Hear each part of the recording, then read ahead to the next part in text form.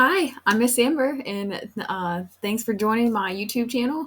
I just share my love with books, specifically children's books. I teach pre-K, and so I believe everyone should have access to books and be able to read books, and just I love them, and so that's why I'm here. I hope you enjoy. And today I am actually going to be sharing with you the book that started it all for me, and that is actually "The Man Who Walked Between the Towers" by Mordicai Gerstein. This I fell in love with this book back in probably about 2015. And this book is what started my love for books. I was not a reader before this. Um, and it literally changed everything for me. I'm even wearing a shirt that says "Readers Make Leaders," courtesy of my school. But anyways, this read aloud. That is why we are here. The Man Who Walked Between the Towers, and this actually is based on a true event, and that's what blew my mind back then. I didn't know picture books could be so informative and educational. I didn't know this happened, and yeah, like I said, it changed my life. But anyways, The Man Who Walks Between the Towers. And I'll try and show you the pictures too. They're just as important. Once there were two towers side by side. They were each a quarter of a mile high, 1,340 feet. The tallest buildings in New York City.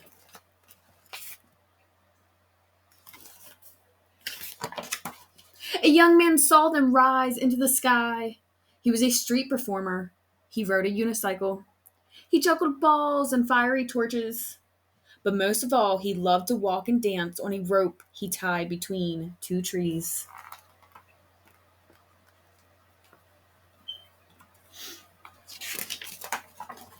He looked not at the towers, but the space between them, and thought, what a wonderful place to stretch a rope, a wire on which to walk. Once the idea came to him, he knew he had to do it. If he saw three balls, he had to juggle. If he saw two towers, he had to walk. That's how he was. Had he danced on a wire between the steeples of Notre Dame Cathedral, above his amazed home city, Paris? Why not here, between these towers?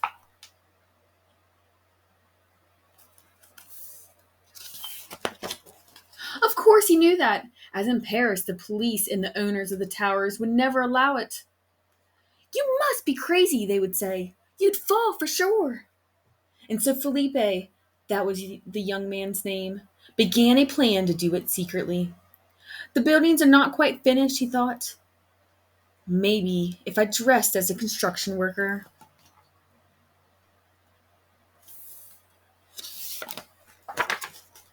Early on in an Early on an August evening, he and a friend entered the South Tower. They got a 440-pound reel of cable and other equipment into the elevator, took it to the unfinished top 10 floors, and waited till nightfall when everyone had gone. Then they carried everything up 180 stairs to the roof.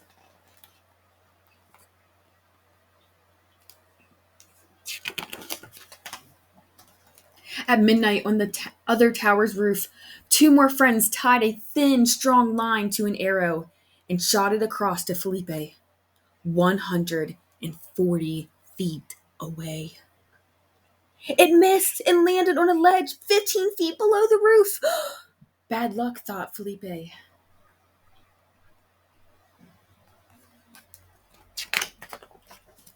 He crawled down to the ledge, over the sparkling city, and got the arrow.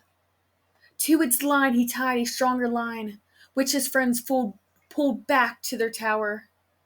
To the end of the stronger line, Felipe tied the cable on which he would walk. It was 7/8 of an inch thick.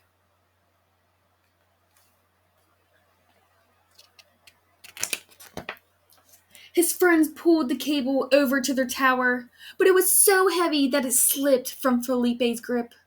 The cable's middle plummeted toward the street, pulling the friends on the other tower to the very edge.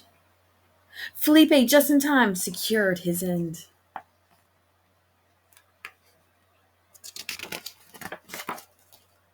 It took 3 hours to pull the cable back up.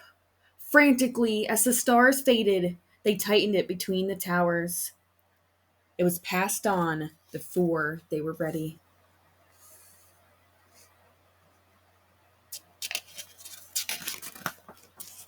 Felipe put on his black shirt and tights. He picked up his 28-foot balancing pole. All his life, he had worked to be here, to do this.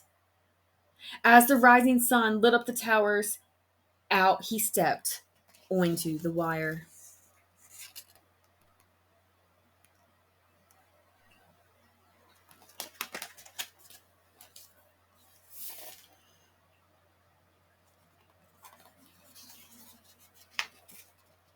Out to the very middle he walked, as if he were walking on the air itself. Many winds whirled up from between the towers, and he swayed with them. He could feel the towers breathing. He was not afraid. He felt alone and happy and absolutely free.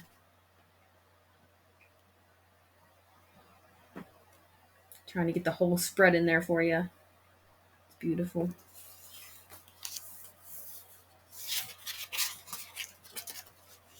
A woman coming from the subway might have been the first to see him. Look! Someone walking on a wire between the towers!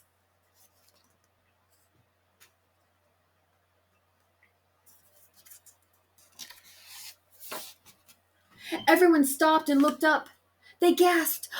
They stared, and it was astonishing. It was terrifying and beautiful. A quarter of a mile up in the sky, someone was dancing. Police saw it too.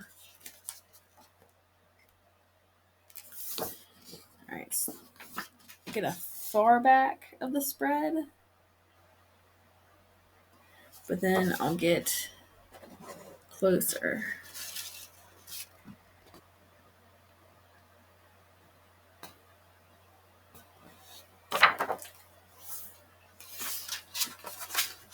Officers rushed to the roofs of the towers. "You're under arrest!" they shouted through bullhorns. Felipe turned and walked the other way. Who would come and get him? For almost an hour, back and forth, he walked, danced, ran, and knelt in a salute upon the wire.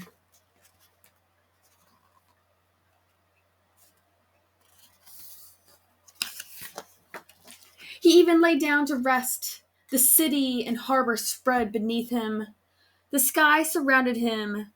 Seagulls flew under and over. As long as he stayed on the wire, he was free.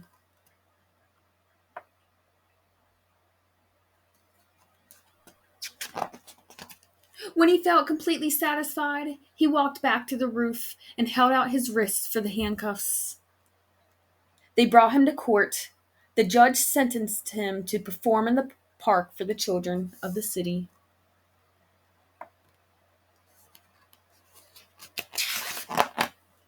This he did happily, though during his performance, some boys playing on his wire jerked it and Felipe fell. But it caught himself.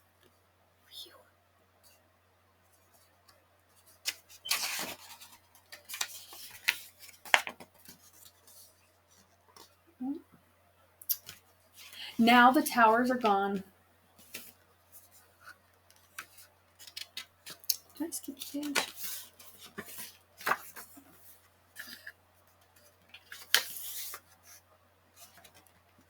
But in memory, as if imprinted on the sky, the towers are still there, and part of that memory is the joyful morning, August 7th, 1974, when Felipe Petit walked between them in the air.